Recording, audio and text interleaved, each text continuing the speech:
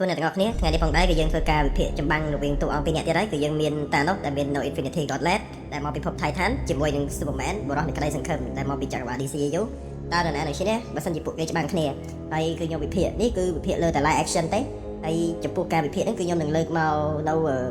ព័ត៌មានផុសតាំងផ្សេងៗដើម្បីបញ្ជាក់ជូនអ្នកទាំងអស់គ្នាថានរណាខ្លាំងជាងនរណាហើយខ្ញុំគឺសូមអត់និយាយពីប្រវត្តិរបស់ពួកគេទេកុំឲ្យរៀងវែងឆ្ងាយច្រើនឥឡូវគឺយើងវិភាគយកតែម្ដងទៅតោះចាប់ផ្ដើមឥឡូវគឺយើងនិយាយពីកម្លាំងរបស់ Superman live action មុនចំពោះ Superman DCU គឺគាត់មានកម្លាំងខ្លាំងមែនតើគាត់អាចមានកម្លាំងទប់បាននៅ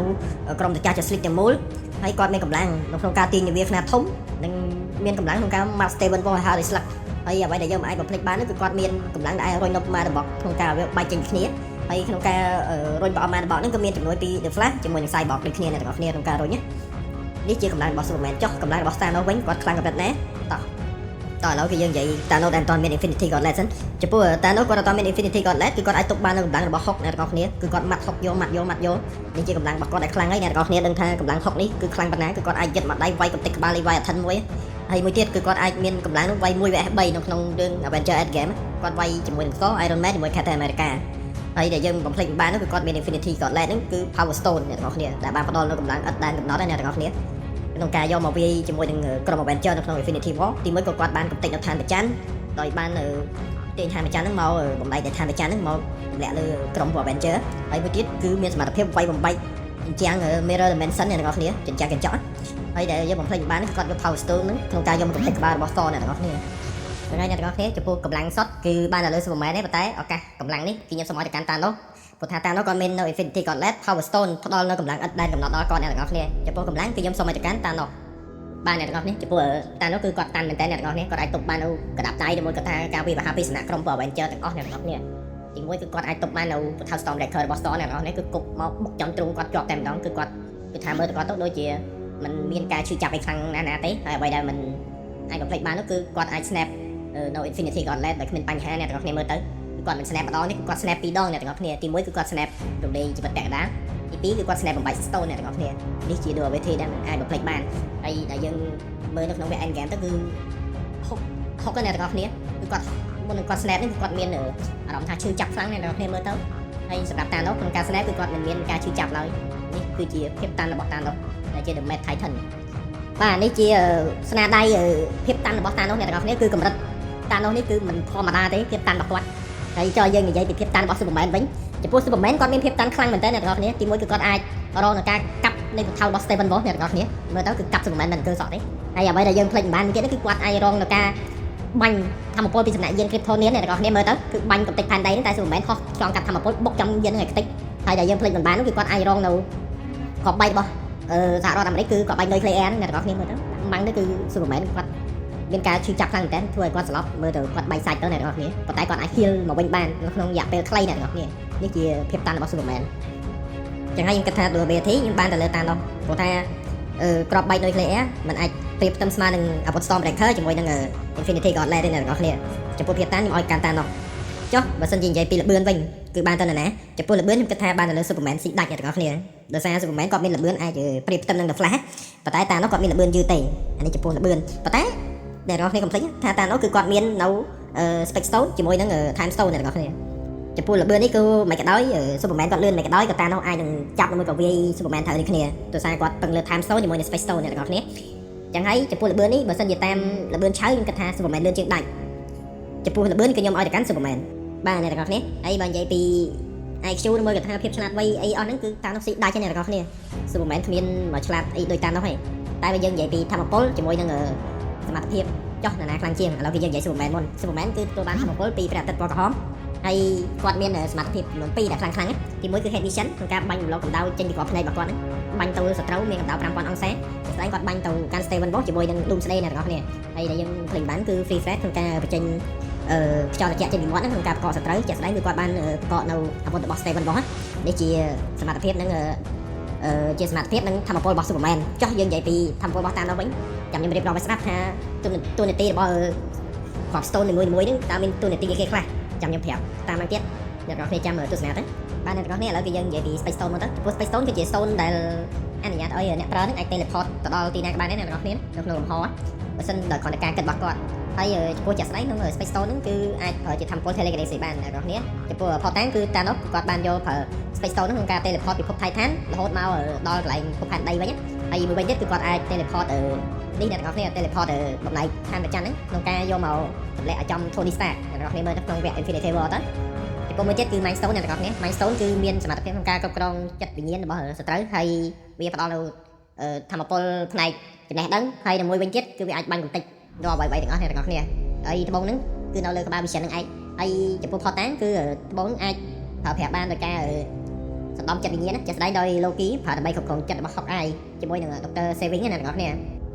បាទហើយបន្ទាប់មកទី3នេះគឺគេហៅ Reality Stone សមត្ថភាពដល់ Reality Stone ហ្នឹងគឺជាត្បូងមួយដែលអាចផ្លាស់ប្ដូររូបធាតុអ្វីមួយតាមចិត្តដែលគាត់ចង់ណាហើ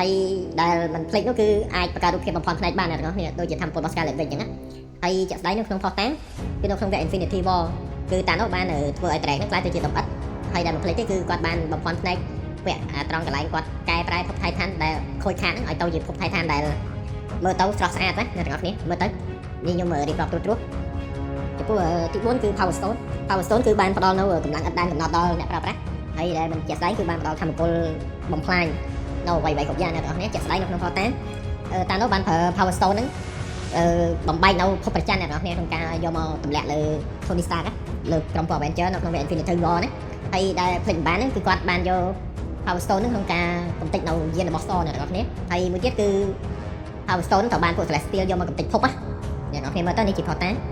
ចំពោះទី5គឺ Time Stone ចំពោះ Time Stone មានតួនាទីក្នុងការគ្រប់គ្រងនៃពេលវេលាបកក្រោយទៅមុខឬមួយក៏បង្កប់ពេលវេលាបានហើយវាអាចធ្វើការបង្កើតឬមួយក៏បង្វិលពេលវេលាឬមួយក៏ថាបង្កើតជា time loop ណាឬមើលឃើញអនាគតដូចជាស្ដែងនៅក្នុងវគ្គ Infinity War Dr. Strange គាត់រកឃើញចំណុចដែលក្នុងការយកឈ្នះ Thanos ចំនួន14លានដងហើយមួយទៀតគឺ Dr. Strange ប្រើនៅ Time Stone ហ្នឹងក្នុងការប្រយុទ្ធជាមួយ Dormammu អ្នកនរគ្នាមើលទៅហើយដែលយើងភ្លេចបានគឺ Thanos ប្រើ Time Stone ក្នុងការបង្វិលពេលវេលាថយក្រោយក្នុងការកំទេចយក Mind Stone ពីក្បាលរបស់ Vision ណានេះជាធម៌ពលរបស់ Time Stone អ្នកនរគ្នាបាទអ្នកនរគ្នាចំពោះ Soul Stone គឺ Soul Stone ហ្នឹងគឺអាចគ្រប់គ្រងទៅលើព្រលឹងនិងជីវិតហើយវាអាចវាយប្រហារទៅលើព្រលឹងផ្ទាល់ឬមួយក៏កំណត់អត្តសញ្ញាណនៃព្រលឹងនឹងពិតប្រាកដជាក់ស្ដែងក្នុងរឿង Portan កាលនោះទំមគាត់ទទួលបាននៅ Soul Stone គឺគាត់បានសម្លាប់ Gamora ដែលជាកូនស្រីរបស់គាត់ហើយនៅក្នុងវគ្គ Endgame Hawkeye គឺគាត់បានលះបង់នៅជីវិត Black Widow ក្នុងការទទួលបាននៅSoul Stone ហ្នឹងហើយ Soul Stone ហ្នឹងក្នុងវគ្គ Infinity War តានោះបានប្រយុទ្ធជាមួយនឹង Dr. Strange ក្នុងវគ្គហ្នឹងគឺគាត់បានបែកខ្លួនជាច្រើនតែតានោះបានប្រើ Soul Stone ក្នុងការចាប់នៅរូបរាងកាយពិតប្រាកដរបស់ Dr. Strange អ្នកនរគ្នានេះជាធម៌ពលរបស់ Soul Stone ដែលខ្ញុំរៀបរាប់បានធួៗណាចុះឥឡូវគឺយើងអាចសន្និដ្ឋានបានហើយថានរណាជាអ្នកឈ្នះតោះឥឡូវគឺខ្ញុំសូមសន្និដ្ឋានយកតែម្ដងបាទឥឡូវនេះគឺយើងអាចសន្និដ្ឋានបានហើយចំពោះនរណាជាអ្នកឈ្នះគឺយើងសូមផ្ដល់ការជ័យជំនះនេះទៅកាន់ Thanos ដែលមាន Infinity Gauntlet អ្នកទាំងអស់គ្នាអ្នកទាំងអស់គ្នាប្រកាសជាឆ្ងល់ចំហើយគិតថា Superman មានល្បឿនលឿនហើយប្រូហើយចាំមិន Superman អាចយកឈ្នះ Thanos បានដោយរបៀបណាឥឡូវនេះគឺខ្ញុំនឹងបញ្ជាក់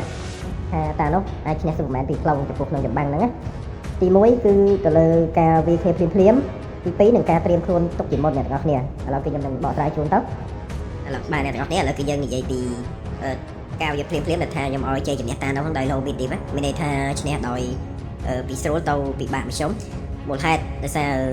រការវាយភ្លាមអ្នកទាំងអស់គ្នាដឹងហើយគឺ Superman នឹងព្យាយាមអត់មកដាក់តានោះគឺមួយដៃ Superman បើមិនខ្ញុំអាចសន្និដ្ឋានអាចនឹងផ្ទាបតានោះអ្នកទាំងអស់គ្នាតែដោយសារផ្ទាបតារបស់តានោះនេះគឺមើលស្រាលបានទេអ្នកទាំងអស់គ្នាគឺគាត់អាចទប់បាននៅពូថៅ Stormbreaker របស់ Thor កែ snap នៃ Infinity Gauntlet អញ្ចឹងហើយកណ្ដាប់ដៃរបស់ Superman ហ្នឹងមួយដៃនេះគឺមិនអាចធ្វើអីគាត់បានទេហើយតានោះគាត់នឹងដឹងថាអូ Superman នឹងមានល្បឿនលឿនតែគាត់នឹងអាចប្រើ Time Stone អ្នកទាំងអស់គ្នាក្នុងការបង្កប់ពេលវេលាឬមួយក៏ថាបង្វិលពេលវេលាថយក្រោយបង្វិលពេលវេលាទៅមុខអញ្ចឹងណាហើយអ្វីដែលភ្លេចបានហ្នឹងគាត់អាចនឹងប្រើ Time Loop ដោយ Dr. Strange គាត់ប្រើ Time Loop នៅក្នុងការវាយជាមួយ Dormammu អញ្ចឹងអ្នកទាំងអស់គ្នាប្រយុទ្ធជាមួយ Dormammu រាប់ពាន់រាប់ម៉ឺនដងណាតំបន់ Dormammu ចោះចាញ់ណាអ្នកទាំងអស់គ្នាហើយចុះតំបន់ Superman ជា Kryptonian តែនៅប្រើ Time Loop នឹងមានឱកាសឈ្នះ Superman ហើយមួយទៀតអ្នកទាំងអស់គ្នា Space Stone មិនជួយទៅតែនៅក្នុងការ teleport ណាគឺវាជា stone មួយដែលគ្រប់គ្រងនៅវាលំហអ្នកទាំងអស់គ្នាតែនោះអាចនឹងប្រើ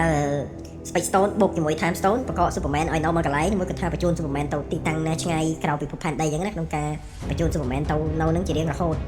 ហើយមួយក៏គាត់អាចបង្កប់ Superman ក្នុងការប្រើ Power Stone បាញ់កំទេចខ្លួនគាត់ក៏បានដែរអានេះចំពោះធម្មពលនេះគឺខ្ញុំនិយាយត្រួសអ្នកទាំងអស់គ្នាមួយក៏ប្រើ Reality Stone ប្រែ Superman ហ្នឹងឲ្យខ្លាយទៅជាលំអិតដែលគាត់ប្រើលើ track អញ្ចឹងណាហើយដែលយើងភ្លេចបាននោះគឺគាត់អាចនឹង teleport Superman ទៅកន្លែងដែលមាន Kryptonite ច្រើនក៏អាចដែរអ្នកនរគ្នាព្រោះនេះជាធម៌ពលរបស់ Infinity Gauntlet អានេះចំពោះការជ័យជំនះក្នុងការវាយប្រយុទ្ធភ្លាមៗហ្នឹងគឺខ្ញុំគិតថាតានោះឈ្នះ No Mid Deep អូអ្នកទាំងអស់គ្នាយើងភ្លេចបញ្ជាក់ថា time stone ហ្នឹងគឺតានោះអាចមើលឃើញពីអនាគតទៀតគាត់អាចនឹងដឹងថា Superman វាយប្រហារគាត់ពីកន្លោះណាមកមុនហើយគាត់នឹងរៀបផែនការក្នុងការម៉ាត់ Superman វិញអានេះជា អានេះគឺជាអត្ថប្រយោជន៍របស់ time stone នៃ Infinity Gauntlet តែ6គ្រាប់ហ្នឹងណាហើយចំពោះចម្បាំងទី2គឺបើសិនជាមានការត្រៀមខ្លួនទុកមុនគឺខ្ញុំគិតថាតានោះឈ្នះដោយងាយមូលហេតុខ្ញុំប្រាប់ទី1គឺតានោះអាចនឹងមើលនៅពេលវេលាទុកមុននៅ time stone របស់គាត់ដូច Dr. Strange មើលការយកឈ្នះតានោះចំនួន14លានដងអញ្ចឹងហើយចំពោះជាក់ស្ដែងទៅក្នុងហ្នឹងគឺតានោះអាចនឹងគាត់ប្រើប្រកបពេលវេលាគាត់ថាស្គាល់ប្រកបពេលវេលាមួយគាត់ថាប្រើ time loop ផងប្រកបពេលវេលារបស់ Superman ផងហើយគាត់នៅមួយកន្លែងគាត់អាចនឹងធ្វើការលេងសើចបាញ់នៅ crop stone តែ6 crop ទៅគាត់បាញ់ទៅ portal stone breaker របស់ Thor អញ្ចឹងណាអានេះបាញ់ទៅ portal ហ្នឹងគឺវាអត់ខ្ទេចទេតែបាញ់ទៅ Superman អាចនឹង Superman ខ្លាយទៅជាផេះផងក៏មិនដឹងហើយមួយគាត់ថាពេលគឺគ្នាភ្លាមតែនៅគាត់គ្រាន់តែជា reality stone បន្តិចទៅគឺ Superman ខ្លាយទៅជាដីមួយក៏អីអញ្ចឹងណានេះជាការសន្តានរបស់ខ្ញុំអ្នកទាំងអស់គ្នាចំពោះតានោះមាន Infinity Gauntlet គឺมันអាចលេងសើចបានទេអ្នកទាំងអស់គ្នាគឺ Superman គ្មានកាឡូសំបីតែ1%អ្នកទាំងអស់គ្នាក្នុងការឈ្នះតានោះចុះបើសិនជាតានោះអត់មាន Infinity Gauntlet វិញគឺ Superman ឈ្នះតានោះវិញអ្នកទាំងអស់គ្នាចុះឥឡូវនេះគឺការវិភាគចម្បាំងរបស់ខ្ញុំគឺដល់ទីបញ្ចប់ហើយអ្នកទាំងអស់គ្នាបើសិនជាមានកំហុសខុសឆ្គងក្នុងវីដេអូត្រង់កន្លែងណាមួយសូមអ្នកទាំងអស់គ្នាមេតាខន្តីអធិស្ឋានដល់ខ្ញុំផងអ្នកទាំងអស់គ្នាបើសិនជាខ្ញុំមានការនិយាយទៅខ្វះខាតមួយកថាលើសលុះដល់ចំណុចណាអីសូមអ្នកទាំងអស់គ្នាអធិស្ឋានហើយបើសិនជាអ្នកទាំងអស់គ្នាចង់ខ្ញុំវិភាគនៅតួអង្គណាទៀតសូមអ្នកទាំងអស់គ្នាជួយបញ្ចេញមតិក្នុងមតិនៅខមមិនខាងក្រោមមកខ្ញុំនឹងធ្វើវីដេអូក្នុងការវិភាគតួអង្គជួយអ្នកទាំងអស់គ្នាទៀតបាទឥឡូវនេះគឺវីដេអូដល់ទីបញ្ចប់ហើយខ្ញុំសូមអរគុណសូមជម្រាបលាអ្នកទាំងអស់គ្នាបាយបាយ